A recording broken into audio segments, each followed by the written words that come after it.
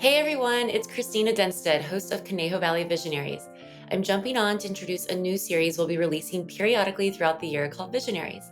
As always, this podcast is all about sharing the stories behind the amazing businesses based here in the beautiful Conejo Valley, and that mission isn't changing. But I believe we can draw inspiration from everywhere. So with this new series, we're expanding our lens to include conversations with nationally and globally recognized brands, bringing a fresh perspective for starting something on your own or exploring new ideas. So whether you're local to the Conejo Valley or tuning in from across the globe, I hope you enjoy these special Visionaries episodes. And if you're not from the area, I still encourage you to check out some of the other interviews. There are some truly incredible people doing amazing things right here in this special part of Southern California. With that, let's dive into the first episode of Visionaries. Hi, everyone. Welcome to the Visionaries podcast, where we spotlight the people and stories behind your favorite visionary companies. I'm your host, Christina Denstead. If you, like me, are a fan of Real Housewives of Beverly Hills, then you might remember that moment at a lunch at Lisa Rinna's house, where her husband, Harry Hamlin, the actor and entrepreneur, impressed everybody with his homemade bolognese sauce. That moment not only became a major plotline that season, it also inspired Harry's famous sauces, which in turn became the Open Food Company, a visionary CPG brand that Harry, along with niece and chef Renee Guilbault, founded last year. They have an incredible mission to bring transparency and empowerment to consumer packaged goods, and Harry's famous sauces are just the beginning. Harry and Renee are also the talent behind In the Kitchen with Harry Hamlin, which you can watch on AMC+. Season 2 premiered April 30th. I hope you enjoy this conversation with Harry Hamlin and Renee Guilbault, the co-founders of the Open Food Company. Hey, Harry. Hey, Renee. Thank you so much for joining me on the podcast today. How are y'all doing? Hi. Well, it's cloudy in LA. It's going to be like this for a few months. We're just going to get used to it. May gray and June gloom are upon us. So, yeah, there you go. They are real things, aren't they? I know. How about you, Renee? Well, it's a gorgeous sunny spring day here, so I'm thrilled to see the sunshine and to have turned that corner. It's been a long winter, so it's very welcome. Our winter begins in May, so yeah. Here we are. Well, thank you both for joining me today. And, what we like to do on this podcast, we have a lot to cover, but I always love to understand, what was it that you wanted to be when you were a kid? What you thought you wanted to be when you grew up? And what did you end up pursuing in those early years? So take it from whatever age you feel like you had that first inkling of your desires, of future aspirations. Renee, take it away. Okay. Well, I'm thinking, that's a really good question that I don't get asked often. I know I wanted to be a large animal vet when I was in school. And then I realized that it involved a lot of science and a lot of school, and I dropped out of high school. So that was off the table. And it's really interesting because I actually ended up writing a career development and leadership book centered around my own career journey for the food industry. It's called A Taste of Opportunity. But I knew that I always wanted to be around food and people and part of those experiences, but I did not know you could make a career out of that. I really just never connected the dots. And that was a process of discovery. And I don't think I had a plan. I was very jealous of the people that knew exactly what they wanted to do and be. And I just had a totally different path. And then I realized that it was actually not this unicorn thing that most people didn't really know, and that they kind of figured it out along the way. And sure. I'm 48 and I'm still figuring it out. So here we are. And just quickly, what drew you to food back then? How did you know that food was something? I loved the moments that happened around food, all the gathering, all the friendships, all the connecting, all the hijinks, the mishaps, like the hilarity, the jokes, all of it. Like it was all of my favorite moments in life. Food was always somewhere nearby. And so that's why. That's amazing. Harry? Did you have also wanted to be a vet? I love that kids either want to be vets or... Okay, well, actually, that reminded me of something. As a child, I'm all of my male friends and we wanted to be firemen. Okay, so that was it. That's like from 4 to like 10 or something like that. And then at 10 or 11, I started dissecting dead animals that I found, roadkill. Oh, gosh. I had a little dissection kit that my parents got me, and I would dissect birds and rodents that I found. And very odd thing. And I did kind of want to pursue something having to do with cutting open animals. It never went quite as far as like wanting to be a vet for large animals or a surgeon, but I did do that. I would go out and I would actually, I hate to say this, but use a BB gun and actually pull down birds from the trees and then dissect them. Um, which is weird. And I'd forgotten all about that, but I did do that. Well, I appreciate sharing that. That is a very interesting. I might talk about. I'd forgotten about that entirely, and I'm shooting a podcast today, and I may bring that up in the podcast because I'd forgotten totally about that weird thing that I did. Yeah. But not long after that, I transitioned and I wanted to be an architect, and that was through my teenage years and into college, and then quite by accident, I became an actor. And so but my original thing was, something having to do with putting out fires, I guess. Mm-hmm. And what drew you to architecture to begin with?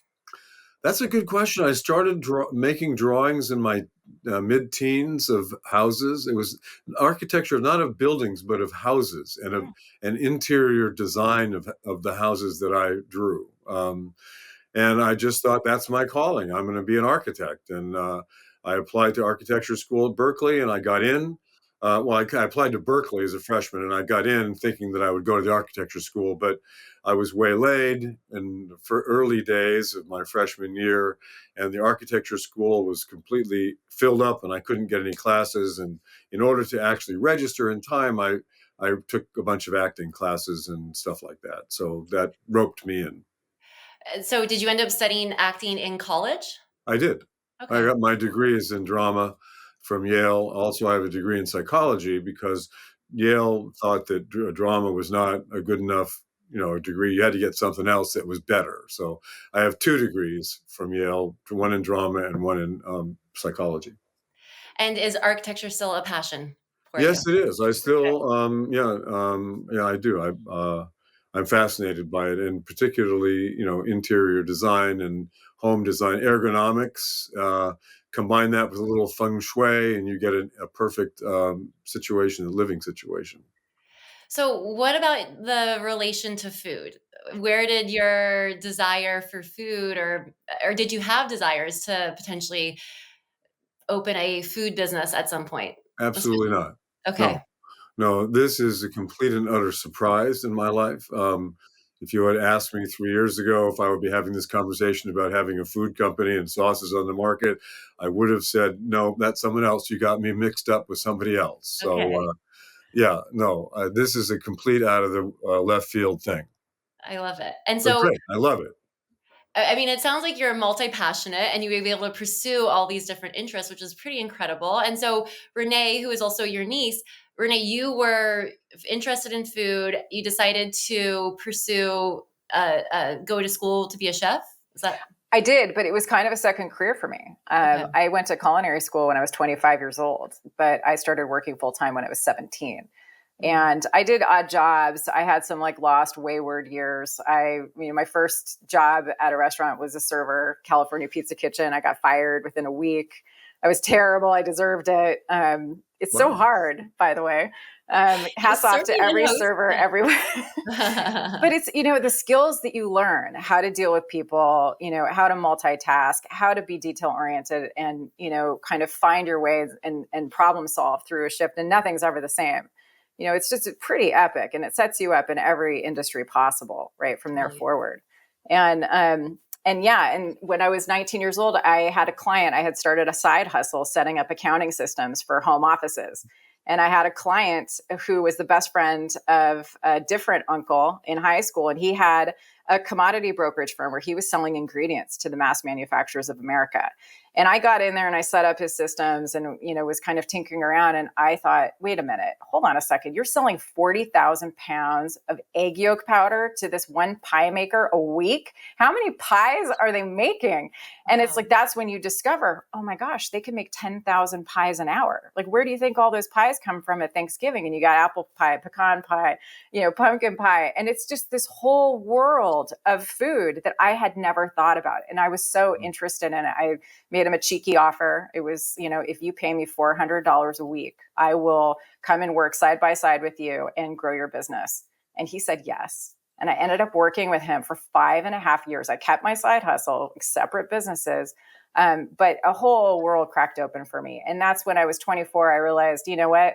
I got to take the leap. I got to move to France, go to culinary school and learn from the best of the best. Like if I'm ever going to be a chef and learn that side of the craft, it's now or never. And so I did. And then the rest is history. So yeah. So that's incredible. Just the entrepreneurial spirit at the age of 19, as you said, and you mentioned you dropped out of high school. So when you dropped out, were you just wanting to start your own business? You knew that was going to be. Oh no, nothing that thoughtful. It was just, it wasn't really a choice. It was just kind of like, this is something that I feel like I need to do. I feel like school is done. I don't think it's serving me. It was a really kind of tricky home environment at that time in my life. There were just a lot of different dynamics at play. And I just thought, you know what, I just want to figure this out. So I started figuring it out and it was a disaster. Like I had a lot of missteps, but I think, you really have to own, the learning that you go through because everything is like this little trail of breadcrumbs that just leads you to the next thing and the next thing. And, it was a shit show for a couple of years. You can ask Uncle Harry, but it all worked out fine. So that's the good news. Yes, that is. And you can look back and you can see how the things connect. So when you went to culinary school, what was your intention? Did you want to work for these mass manufacturers or open a restaurant? Where was your head at? No, honestly, I was pretty horrified with what I had kind of learned in that space of being an ingredient broker during that time. It was incredibly eye-opening. It's when I started learning about things like heat-activated microencapsulated scents that are included in powdered formulas. Like if you're ever making something and it achieves a certain temperature and suddenly it smells like the best thing that you've ever smelled in your entire life. And you're like, oh my gosh, I need to eat this right now. And then you eat it and it tastes like cardboard and you cannot figure out why. That's why. You can Google it, microencapsulated. Wow. Okay. Yeah, it's so heavily architected. And I was really, I was distraught about that. I thought, there has to be a different way. And so when I went to culinary school, it took me a few steps to get to France, but it ultimately was like, I want to learn from the best. I don't want to do this, in a half step. And so I did. I moved over there and I wasn't expecting to learn more by living there and really immersing myself in the culture of just day-to-day life and how beautiful food is and how important and integrated it is in everything, right? The fresh bread, the beautiful butter, the fresh markets with all the vegetables and just always an adventure and something to discover and explore. And I thought, gosh, we're really missing something because I'm used to like driving through a drive-through, grabbing something hot, shoving it in my mouth while I'm like running off to someplace else. And all these things were happening. And I thought, I don't want to play in this space. I want to, create food that nourishes, that creates experiences, that brings togetherness and joy. That's the lane that I want to stay in. And I built my career that way with sustainable brands, organic brands, high volume, fresh restaurant operations. I mean, my last operational job, we were serving in one part of my portfolio, 60,000 meals a day across 42 restaurants with 1,200 team members. So I went from my first job overseeing 10 people to, a really large scale workforce over all my years. And I have to say, staying in that lane was a really powerful, beautiful thing. And I'm really grateful for that, to be a part of that. Yeah. And unique, I think, probably to have like the operational experience of these large manufacturers, also the culinary chef experience. And that's like kind of a unicorn in itself, being able to see the behind the scenes and having a real vision for what you wanted to pursue. So at this point, are you and Uncle Harry talking about, like, were you in each other's lives? Like, do you know, Harry, what Renee is pursuing and how like close was this career understanding happening, or was it not until recently in which you guys connected on the level of? Actually, Renee and I have stayed in touch throughout her life, but marginally. I mean, she would come in and we would see each other once every couple of years. She would come to the house. We would maybe she would cook up a turkey for Thanksgiving or something. Or I forget exactly what it was, but it wasn't that often. And we certainly never envisioned anything like this happening in our lives. But I'm certainly happy to have as a partner in this venture someone with the experience, not only culinarily but operationally, managerially, as Renee. So that's just a fortunate, I think, kind of kismet experience in our lives. And Renee has always been one of my favorite people, and to have the opportunity to actually sit down and do something creative, and not only creative, but also that will help and provide a whole new kind of way for people to access nutritional food that they're not used to. I mean, through CPG, which is normally, crammed with all kinds of chemicals and preservatives and all that stuff. So I think very fortunate that we have this moment together right now. Yeah. So which came first, Harry's famous sauce or the Open Food Company? Harry's famous sauce. Okay. So So yes, as a religious Real Housewives of Beverly Hills viewer, I know the moment, but do you mind explaining sort of when and how this famous sauce of yours came to be? Okay, so if you saw it on The Real Housewives, that's what happened. I was asked, Lisa was asked to provide lunch for her group of girls once for the show. And normally, what happens, the cast members go out and they hire a fancy caterer and they have the whole thing party planned and they spend 50 grand on the lunch, But I was not willing to do that. I was not, I said, well, wait. I can do that. I can cook something and I can set it up myself. I can serve. I don't need to hire people. And so that's what I did. And I made bolognese, which is something that is a Sunday afternoon dish at our house, and I made a salad from my garden because I had a garden growing at the time, sort of a pandemic garden. And all the tomatoes for the sauce came from my garden. And I made up this batch of tomato sauce, of Harry's, what's now called Harry's famous red wine, rosemary red wine sauce, and they loved it. They just, and it kind of got out. I didn't know that they were going to love it, and then it took on a life of its own because it became kind of a storyline in the show, thanks to Garcelle Bouvet, and then everywhere I went after that, and to this day, everywhere I go, people say, "Hey, Harry, wow, hey, where can I get your sauce?" Sure. Because they know about the sauce. So I finally said, "Okay, if everywhere I go, people ask me, I've got to be able to give it to them. I've got to say, yeah, you can get it X, Y, and Z, and so I called Renee when I decided to do it, and I said, because she had been asked. We have this cooking show, okay, so I had been asked to do a cooking show by AMC, and I said to them, "Excuse me, why are you asking me to do a cooking show?" And they said, "Well, because one of the wives of the executives saw that episode of Real Housewives, right? Sure. And said, well, we think it would be good for Harry to have a cooking show." I also have another show on AMC.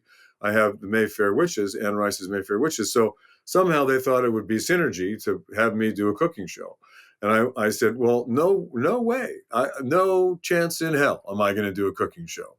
And then it occurred to me that I knew someone that actually knew what they were doing in the kitchen. Yep. And A it real happened to be partner. my niece, Renee. And I had this thought. I said, well, to AMC, I said, well, listen, I might be amenable to doing this, but I have to talk to my niece, Renee, and I'm going to ask her if she'll do it with me. And if she'll do it with me, I might say yes to this. If she says no, it's a done deal. I'm not going to do it. Mhm. And, Renee jumped at the chance, I think. Did you jump at the chance, Renee, or did you think about it for a long time?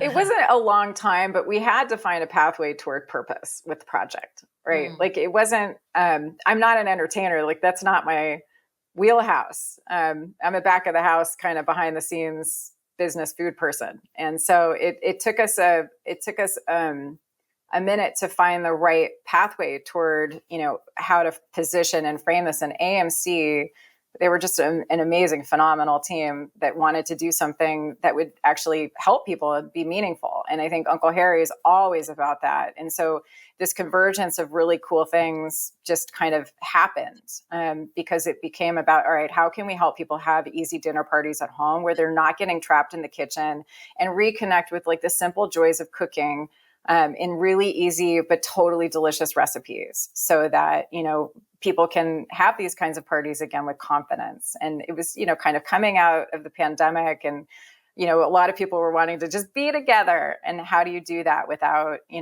getting stuck somewhere else? So yeah, it was a process, but it was really a sweet process, and one that was very purposeful. I like that a lot. Well, and you seem very natural on camera too. So kudos for, being in the front of the camera, especially with a seasoned actor like your uncle. You both have a great rapport, and what a nice idea too that it's your family. So the idea of entertaining with family is also something that I think a lot of people were looking for and still are. So the show came before even the Open Food Company. Did I understand that Yes. timeline Yeah. right? Okay.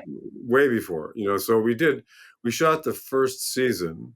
Um, and was it sometime during the shooting of the first season or around that time when people kept saying, well, can I get your sauce? Get your sauce? I said, well, okay, all right.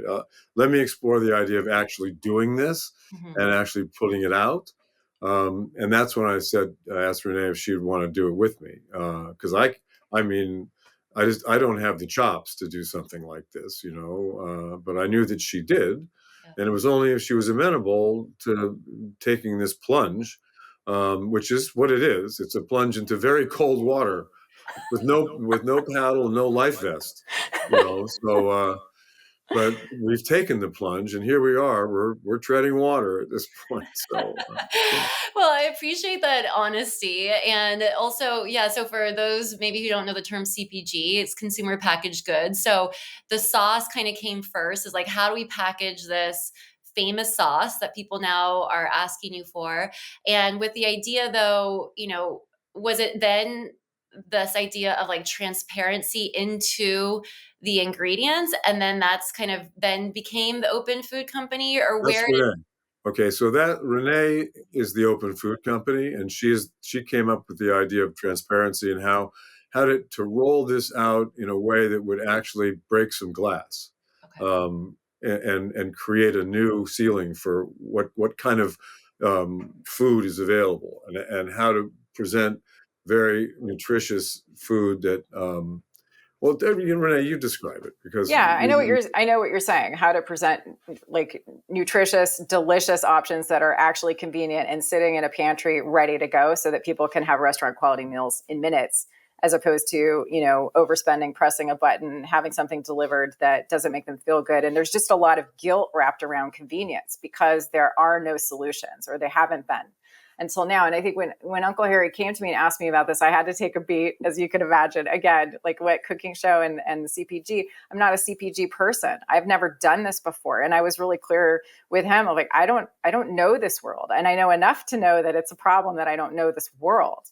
But I do know that if we're going to build a business, it has to absolutely transform everything. Because this category, sauce, everybody has an opinion about sauce. There's 30,000 pasta sauces out there. Most people have a really strong habit and opinion about what sauce they like, when, and why. So if we were going to come in, we needed to really shake a tree.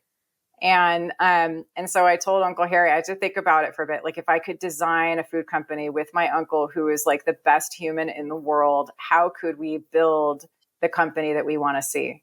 And so then I told him, okay, you're going to have to give your recipe away. This is the closely guarded secret. And I'm sure he had to take a minute to be like, what? I've been protecting this treasure for years. But we knew, and we built it together. And, I'm all about frameworks and building out food principles that, are high integrity, that are actually meaningful to people, that they can rely upon, and that they can trust. And so that's what we did. It was like, okay, we have a charitable component. So we have an integrated charity model. We have, our 4 food bank partners, and medically tailored meals, to kind of start off with Harry's Famous, so that we give 50% of our net profits to those 4 entities, that we continue to build this out in a way that we become the proof point that you can have a fully transparent food brand that gives all of these incredibly delicious products, but where you're compromising, pretty much nothing. Because if you had the time to make it at home, we give the recipe for free. It's on their website, and you can make it, and please, you're welcome to it. And if you don't have that time, which none of us do, including me, Here's a jar with exactly, the same recipe. And then that's the choice you have to make without compromising nutrition. And I think, we're very numb as a society to what's going into our food. And it's this like incredible awakening that's going on, which I really appreciate, that people are becoming more curious and looking at like, what are they consuming and what are they bringing to their families? And we're just cracking the surface of this. It's just the tip of the iceberg. So to be building at this kind of really rich, curious time is something that I know we're very grateful for. And also, we're just going to keep blowing it out. I mean, wait till sauce 3 and 4 hit the market. I mean, when we talk about category busters, that's what we're building. That's what we're interested in. Game-changing products that are going to help people and that they're going to be, desiring for all of the right reasons to support their health and their ability to thrive, but also their joy at home.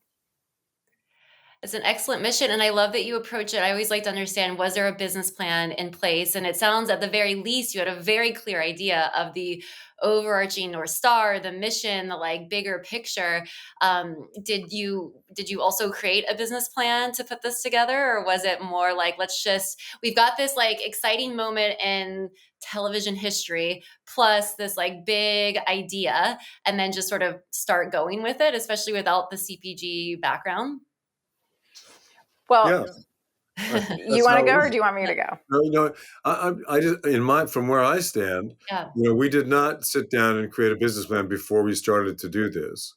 Now that we're going out for investors and all that, the kind of stuff we have to do in order to grow the business, we have what amounts to a business plan, because you kind of have to have something like that. But early on, no, we just we bootstrapped this. And that was the only way we could do it. And the sales have been great and the response has been great. And the second sauce is, I mean, off the charts, next level sauce. I'm not a big sauce guy myself. Hard to believe, but I'm not. But this vodka sauce that we came up with is like, it's from outer space. It's so good. And that's the one with the tarragon in it. Yeah, Yes. that's right. Yeah. Okay. Yes. And so are the sauces available? So you've got 2 out right now. You mentioned there's going to be a couple more coming out. Is that later this year? Over the summer. Yep. Over the summer. Okay, great. And are they all available? They're available direct to consumer from your website. Are they also available via wholesale at the moment, or? So they're available wholesale. They're available direct to consumer at harrysfamous.com. We're on Amazon as well. And we are in conversations with retailers right now. And that's the whole focus of kind of our business right now, is how do we open up distribution so that people get a chance to taste it, someplace close to their home. And we're really excited for those opportunities. And yeah, that's what we're building out right now. Okay. And so, Harry, you mentioned 3 years ago, you would have never imagined you would be running a food business. How does it feel now? Now that it's happening, are you excited about being an entrepreneur? Is it something that, like being a business owner, is it something you enjoy, or what parts do you like and maybe not like? I've been an entrepreneur for many years because, I realized many, many, many years ago that, if you're an actor in Hollywood, you got to diversify somewhat. So, and also have multiple interests, like you said before. So energy has always been one of my big interests. And I started a company that's now the biggest fusion energy company in the world. I'm sorry, I did not know that. Amazing. Called TAE Technologies. And then have created other companies along the way with my wife, with Lisa. And so the idea of being an entrepreneur is not new to me, but the idea of creating something that came from my direct experience, this sauce, and then expanding it out into a business that in food never occurred to me. I've been an entrepreneur in a lot of different areas, but never food. So this is a whole new thing for me. And must be fun to still be learning and understanding these completely different categories. I can imagine it's very different than energy or other types of products that you'd be putting out there. What is your all's vision for the Open Food Company? Well, Renee. I think that there is no end to how large we can grow this company, because there is no company like this. And it's the company that pretty much every single person wants to see on the shelf. I think people, like we said before, are just very tired of not having the options that they want to see for home, and having to compromise their health and not feeling good about it. And I think that it's time for this kind of a revolution. We should be able to make things easier for people at home.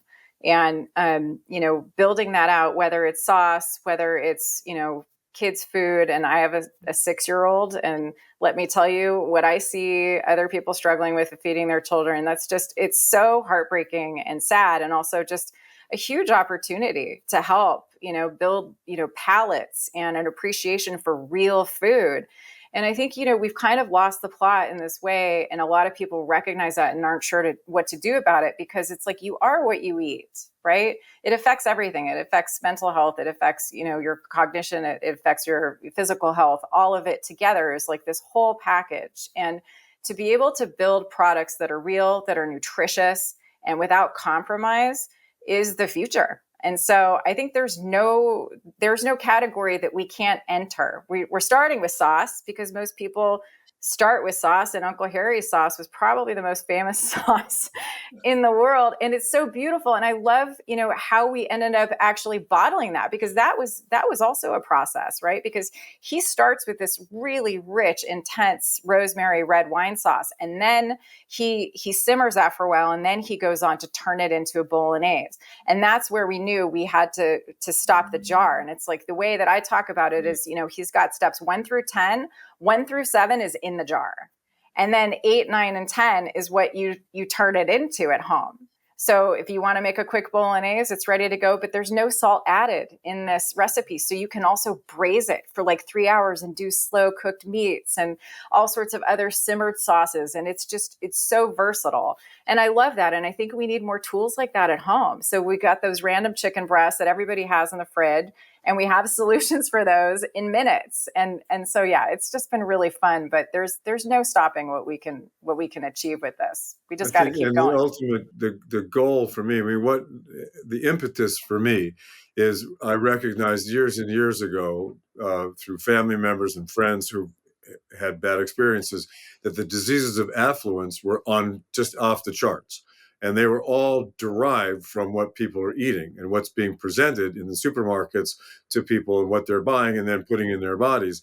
And that's where all the diabetes, type 2 diabetes, comes from, all the heart disease, all of the hypertension. This all comes from what we put in our bodies.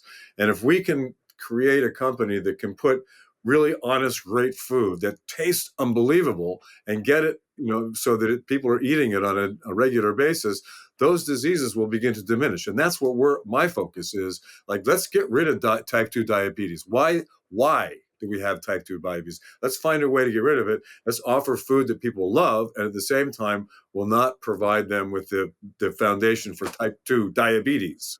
Sure. No, what an incredible, a vision for it. And as a mother of young children who often defers to convenience, I, applaud you for thinking of that as part of potential products, because I do think that that's where it starts, right? That's where it all begins, is how do you get somebody at that age to appreciate quality food, but also knowing the constraints of the busy lives we live. And, no matter where you are in your age, good food is important, but I think that's an important starting point too. So that's exciting to hear. What are you guys so far most proud of? I should say the company, the Open Food Company, started in 2024. Is that right? So you are very early days in this, which is super exciting. So congratulations for everything you've already accomplished so far. But as of now, what are you most proud of? Do you want to take that one? Well, I mean, the fact that we exist at all, it makes me very proud. But I think, I'm proud of Renee and what she has done in terms of managing the business and marketing it, and what goes into a business like this that lies just beneath the surface is so. It's like a Gordian knot that you cannot untie. I mean, to get into Amazon, all the hoops you've got to go through to get we are a women-owned business, to get the certification for that, to get the certifications for or non-GMO or any of those things. I mean, it's an unbelievable number of hoops you got to jump through, and Renee is very adept at jumping through those hoops. So I love that. very That's happy super about cool. that. I try, day by day, minute by minute. Yeah. Maybe off of that, what's been the biggest challenge so far? What's been the biggest challenge? I think the long lead times into retail environments. Coming from fast casual, high volume restaurants, where if you're overseeing menus, you're running quarterly specials, you're running weekly specials, you're running holiday specials, you're doing a 3-month cycle because you want to be testing all the time and showing new things and grabbing trends, but you want to create trends, and it's this constant movement. And what goes on shelf in grocery stores is a very staid, kind of archaic process where the lead time is extraordinary, just to get from like a PO, a contract, all the way into a retailer. So 5 to 8 months.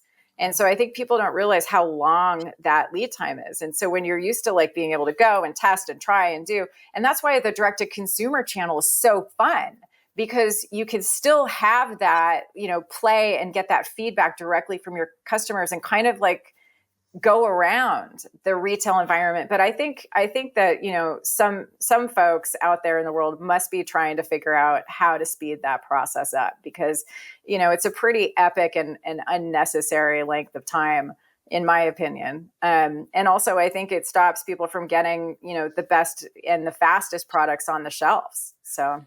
Right. And I would say, having a little bit of experience in CPG, there's also, and I don't know if this is still true, but these these relationships with these major brands that take up the shelf space. So to also be able to break through and, especially I can imagine in sauces, there's some, old school companies that have been sort of reigning and maybe have some control. So to take that path is also huge. But the direct to consumer allows you to be a bit more nimble and learn from.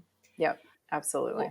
So I have just 2 quick fire questions that I'd love to get both yours opinions on. So I know it seems like a big part of the brand is sharing the content, not only about the products, but more importantly, how to use them in recipes, right? You're doing that on the show too. That's a big part of it. So do you each have a favorite recipe that you can share that maybe we can either find on your social or somewhere that we can try to make it at home?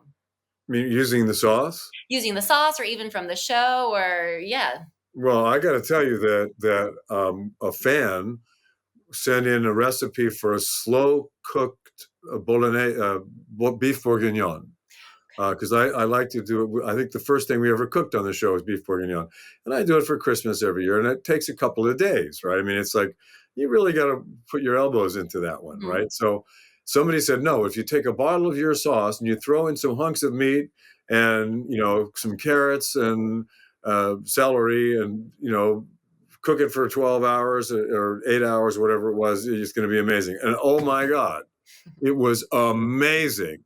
And so then I took that and I made chicken cacciatore the same way using the sauce, and amazing. So what you can do is in the morning, you just throw this stuff into the pot and go to work, come back, and you've got, these amazing meals that just using the sauce as the base. You don't have to put all the other jazz into it. So it was really quite something. Okay. Can we find that on the website, or where is that? I'm not sure we put it on the website yet, but we will. Send it to me and you can share. Yes. I can share it out because that sounds incredible. And I think, those sort of easy one pot meals are what people desire too. Yeah, absolutely. Renee, do you have a favorite? My favorite is probably the simplest one right now on the website, which is the penne alla vodka, because the spicy tarragon is so great out of the jar, and it's designed to be that way, versatile. You don't need to add cream to it, but if you do add cream, and it says on the jar, just add cream. If you do add cream to it, or coconut milk if you're vegan, because the base sauce is vegan, it's just next level elegance. And I love a beautiful bowl of pasta. Every now and again, it's just the simplicity for me, the nice glass of wine. You just can't beat it. So that's my current obsession right now. And there's videos of Uncle Harry making it on the website. And of course, the recipes are all on the website to make what's in the jar as well. Awesome. I saw those meatball subs, and that seems like Yeah. maybe I should be trying those out. I love that. So Is good. that on the Today Show you Yes. saw them? Yeah. Oh, that's great. Okay, so my final question for each of you is, what is one piece of advice you would offer to first-time entrepreneurs? Never give up. That's good. Honestly, that's really what it is. You're going to skin your knees. You're going to fall down. You're going to get all sorts of bruises. You believe in it. Keep going because, that's really what it takes. Don't quit. Don't stop. Find a trap door, find a side door. It's chutes and ladders over here. Just like a career. Just keep going. Right. Excellent. Well, thank you both so much. This was such a fun conversation. It is really amazing to see what you've been able to create together and as family members, and putting amazing, incredibly, thoughtful products out there means a lot. And to have that vision and make the most of this amazing little television moment in time is pretty awesome. So Who knew, right? I know, it's pretty amazing. Well, congratulations to you both. I can't wait to continue to see how it grows. And then season 2 of In the Kitchen with Harry Hamlin premieres April 30th. Is that right? Next Wednesday, I do believe. Is it Wednesday? Yeah. Yep, the 30th. Thank you so much, Christina, for having us. This has been wonderful. This was a pleasure. Thank you so much. Thanks so much for listening to this first episode of Visionaries, our new series within Conejo Valley Visionaries. I hope you found it inspiring and insightful, whether you're an entrepreneur, a creative, or just someone curious about the stories behind great ideas. Remember, we'll continue sharing local stories from the Conejo Valley, but these visionary episodes are here to broaden the conversation and bring in fresh perspectives. If you enjoyed this episode, please subscribe, leave a review, and share it with someone who might find it meaningful. And don't forget to check out some of our local features too. There's so much happening right here in our backyard. Until next time, I'm Christina Denstead. Thanks for being part of the vision. Thank you for listening to Conejo Valley Visionaries. If you liked today's episode, make sure to subscribe on Spotify, Apple Podcasts, or wherever you listen. And don't forget to rate and review us. That's the best way to support the podcast. To enter our giveaways, learn about local events, and to find out more about each guest, follow @Conejo Valley Visionaries on Instagram. If you want to share your visionary story on the podcast, send us an email. We are always open to guest nominations. Email conejovalleyvisionaries@gmail.com. This episode was produced by Christina Denstead and Justin K. Sloan. Conejo Valley Visionaries is edited by Justin K. Sloan and J. Sloan Productions.